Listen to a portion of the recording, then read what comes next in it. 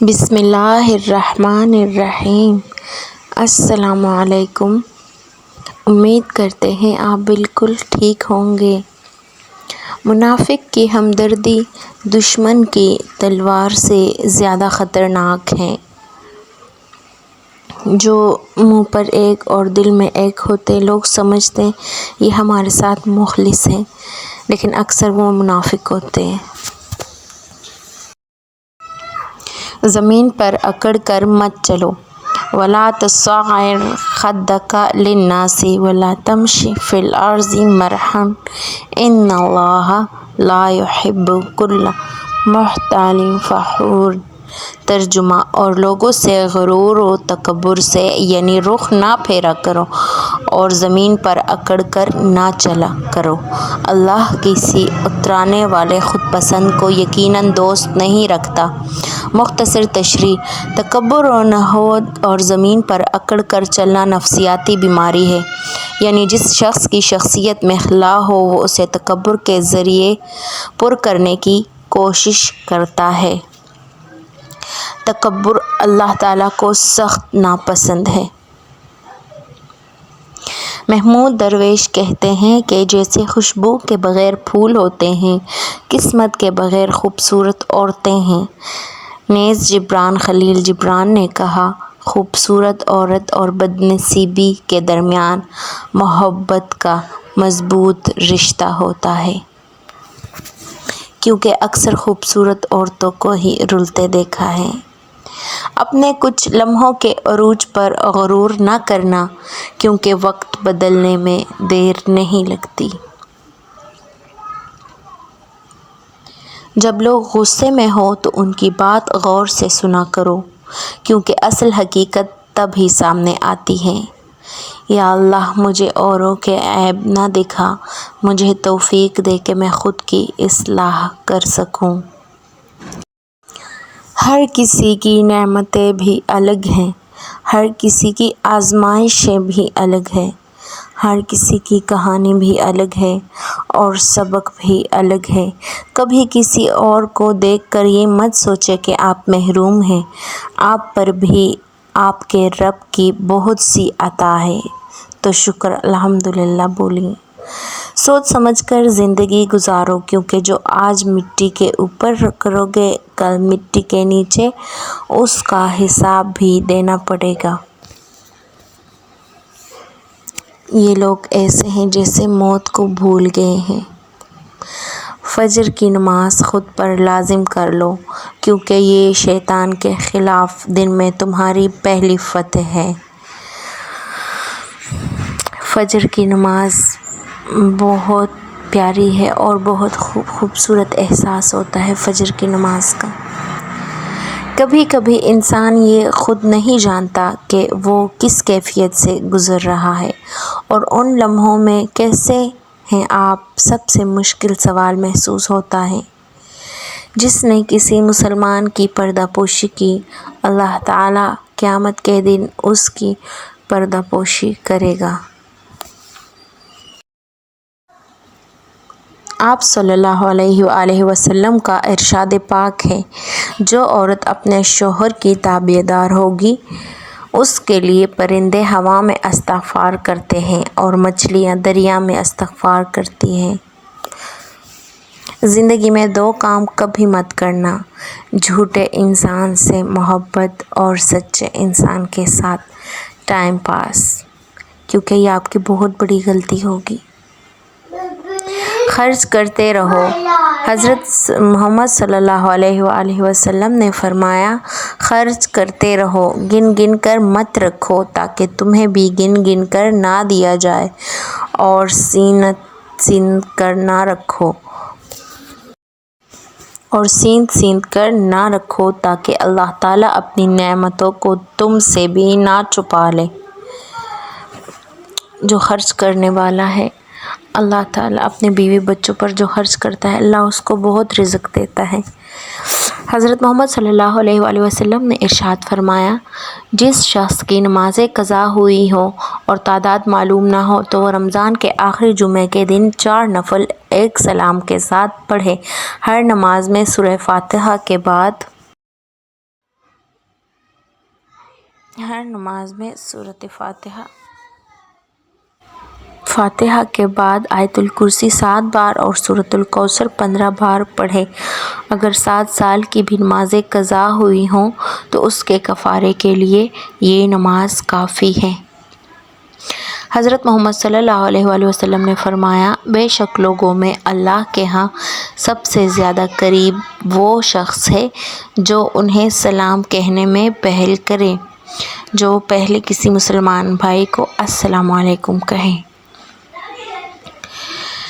حضرت محمد صلی اللہ علیہ وآلہ وسلم نے فرمایا، جو آدمی کسی مسلمان سے دنیاوی مصائب میں سے کوئی مصیبت دور کرے، اللہ تعالیٰ اس سے قیامت کے دن مصیبت دور فرمائے گا، اور جس نے کسی مسلمان کی پردہ پوشی کی، اللہ تعالیٰ اس کی دنیا و آخرت میں پردہ پوشی کریں گے۔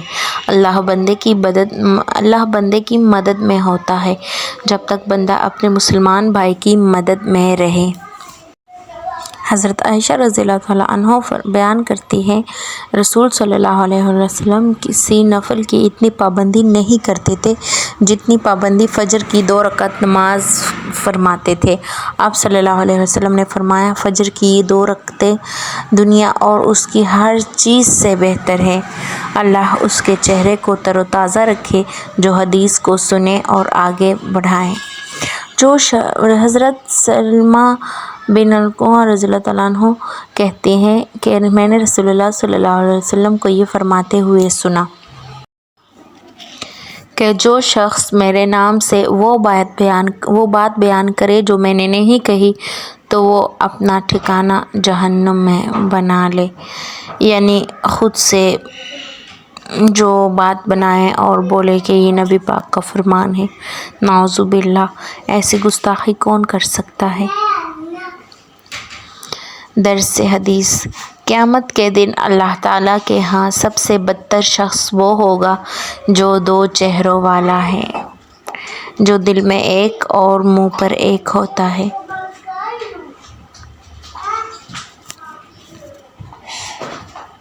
حضرت علی رضی اللہ تعالیٰ عنہ نے فرمایا، اگر کوئی تم سے بھلائی کی امید رکھے تو اسے مایوس مت کرو، کیونکہ لوگوں کی ضرورت کا تم سے وابستہ ہونا تم پر اللہ کا خاص کرم ہے۔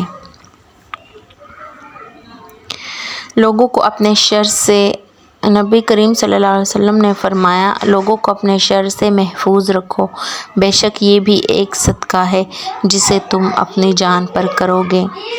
ابو ذر رضی اللہ تعالیٰ عنہ بیان کرتے ہیں، ناکام ہو گئے 3 لوگ۔ رسول اللہ صلی اللہ علیہ وآلہ وسلم نے فرمایا، 3 قسم کے لوگ ہیں، اللہ ان سے گفتگو نہیں کرے گا، نہ قیامت کے روز ان کی طرف دیکھے گا اور نہ انہیں گناہوں سے پاک کرے گا، اور ان کے لیے دردناک عذاب ہوگا۔ آپ نے اسے 3 دفعہ پڑھا۔ ابو ذر رضی اللہ تعالیٰ عنہ نے کہا، ناکام ہو گئے اور نقصان سے دوچار ہوئے۔ اے اللہ کے رسول صلی اللہ علیہ وآلہ وسلم، یہ کون ہے؟ فرمایا، اپنا کپڑا ٹخنوں سے نیچے لٹکانے والا، احسان جتانے والا اور جھوٹی قسم سے اپنے سامان کی مانگ بڑھانے والا۔ حدیث قدسی ہے کہ جس کو میرے ذکر نے سوال کرنے سے روکے رکھا، میں اسے مانگنے والوں سے بھی زیادہ اور افضل دوں گا۔ اس حدیث پر علامہ سخاوی نے فرماتے ہیں کہ اگر تو نبی کریم صلی اللہ علیہ وآلہ وسلم پر درود بھیجنے کو عظیم عبادت سمجھ لے گا تو اللہ تعالیٰ تیرے دنیا و آخرت کے ہر غم و الم کے لیے کافی ہوگا اور تیرے ہر ارادے کو پورا کرے گا۔ سبحان اللہ۔ نبی پاک اور ان کی آل پر درود بھیجنے سے اللہ تعالیٰ بہت راضی ہوتا ہے۔ حضرت علی رضی اللہ تعالیٰ عنہ نے فرمایا، جس نے تجھے تیرے عیب بتائے، اگر تجھے عقل ہو تو بے شک اس نے تجھ پر احسان کی انتہا کر دی۔ حضرت محمد صلی اللہ علیہ وسلم کا ارشاد ہے، کیا میں تمہیں 2 ایسے عمل نہ بتاؤں جن کا بوجھ انسان پر بہت ہلکا لیکن میزان عمل میں بہت بھاری ہے؟ حضرت ابو ذر نے عرض کیا کہ یا رسول اللہ، ضرور بتائیے۔ آپ صلی اللہ علیہ وسلم نے فرمایا، خوش اخلاقی اور کثرت سے خاموش رہنے کی پابندی کرو۔ مرنے والے کے ساتھ اس کے گھر والے، اس کا مال اور اس کے عمل جاتے ہیں۔ صحیح مسلم۔ رسول اللہ صلی اللہ علیہ وآلہ وسلم نے ارشاد فرمایا، جب اللہ کسی بندے کو پسند کرتا ہے تو اس پر خوب آزمائش ڈالتا ہے۔ حضرت محمد صلی اللہ علیہ وآلہ وسلم نے فرمایا، اللہ تعالیٰ کے نزدیک سب سے افضل اور قیامت کے دن سب سے بلند رتبہ عبادت کون سی ہے؟ آپ صلی اللہ علیہ وسلم نے فرمایا کہ اللہ تعالیٰ کا ذکر کرنا۔ خرید و فروخت کا ایک اصول۔ نبی اکرم صلی اللہ علیہ وآلہ وسلم نے فرمایا، مسلمان کا بھائی ہے اور کسی مسلمان کے لیے یہ حلال نہیں ہے کہ وہ اپنے بھائی کو کوئی ایسی چیز بیچے جس میں عیب ہو، سوائے اس کے کہ وہ اس عیب کو اس کے سامنے واضح کر دے۔ رسول اللہ صلی اللہ علیہ وآلہ وسلم نے فرمایا، تم میں سے ہر ایک کی دعا قبول ہوتی ہے بشرط یہ کہ وہ عجلت کا مظاہرہ نہ کرے۔ عجلت سے مراد یہ ہے کہ آدمی کہے کہ میں نے اللہ سے دعا کی تھی مگر میری دعا قبول ہی نہیں ہوئی۔ کافر کی بچی کے سر پر نبی کی چادر۔ جب قبیلہ تیگ کا قافلہ نبی کریم صلی اللہ علیہ وسلم کے پاس آیا تو اس وقت ایک نوجوان لڑکی کا بچہ گم ہو گیا۔ وہ ماں تھی اور وہ بھاگتی پھرتی رہی کہ میرا بیٹا کہاں ہے۔ اس حالت میں اس کے سر سے چادر اتر گئی۔ وہ اچانک نبی کریم صلی اللہ علیہ وسلم کے سامنے آ گئی۔ اللہ کے نبی صلی اللہ علیہ وآلہ وسلم نے اپنی چادر مبارک ایک صحابی کو دے کر فرمایا، اس لڑکی کو دے دو تاکہ وہ سر ڈھانپ لے۔ وہ صحابی کہتے، اے اللہ کے نبی صلی اللہ علیہ وآلہ وسلم، وہ تو ایک کافر کی بیٹی ہے۔ نبی کریم صلی اللہ علیہ وآلہ وسلم نے فرمایا، اگرچہ کافر کی بیٹی ہے مگر بیٹی تو ہے۔ آج اگر تو اس کے سر کو ڈھانپے گا تو کل اللہ تعالیٰ قیامت کے دن تیرے عیبوں پر رحمت کی چادر عطا فرما دیں گے۔ احترام انسانیت کا یہ درس اللہ کے پیارے حبیب صلی اللہ علیہ وآلہ وسلم نے ہمیں دیا۔ رسول اللہ صلی اللہ علیہ وآلہ وسلم نے فرمایا، ہر دن صبح 2 فرشتے اترتے ہیں، ان میں سے ایک دعا کرتے ہوئے کہتا ہے، اے اللہ خرچ کرنے والے کو بہتر بدل عطا فرما، اور دوسرا التجا کرتا ہے، اے اللہ جو خرچ نہ کرے اس کا مال تلف فرما دے۔ 7 تباہ کن گناہ۔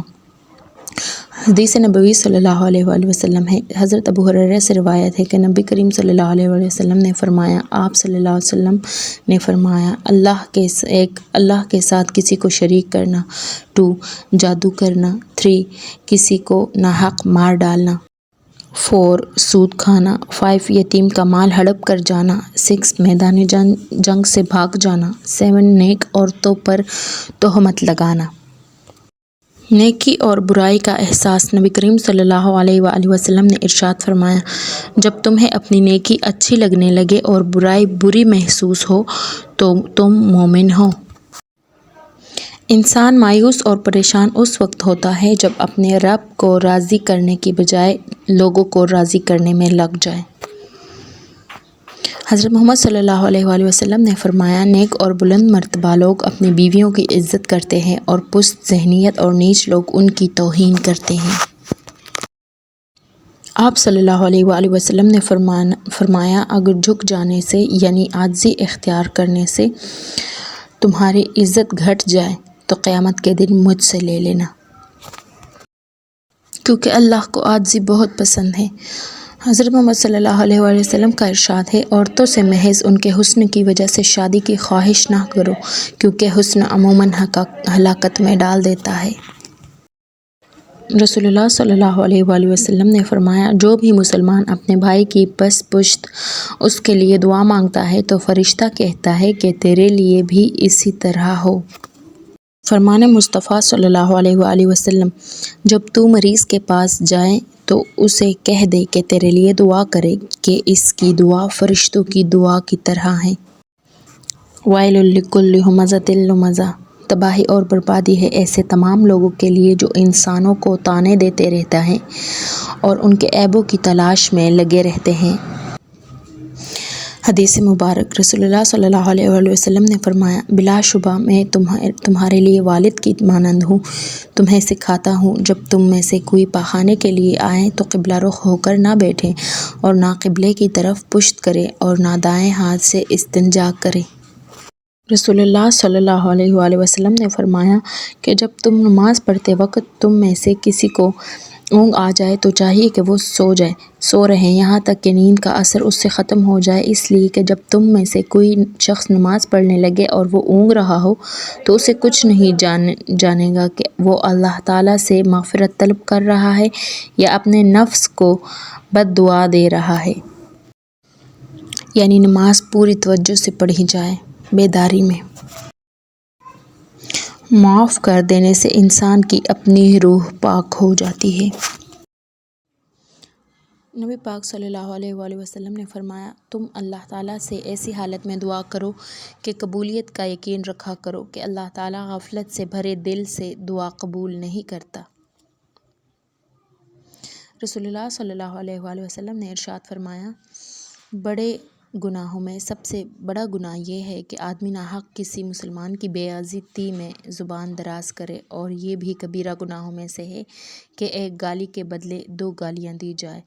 آپ صلی اللہ علیہ وآلہ وسلم نے فرمایا، اللہ تر و تازہ رکھے اس کے چہرے کو جو مجھ سے کوئی حدیث سنے پھر اسے یاد رکھ کر اسے دوسروں کو پہنچائے۔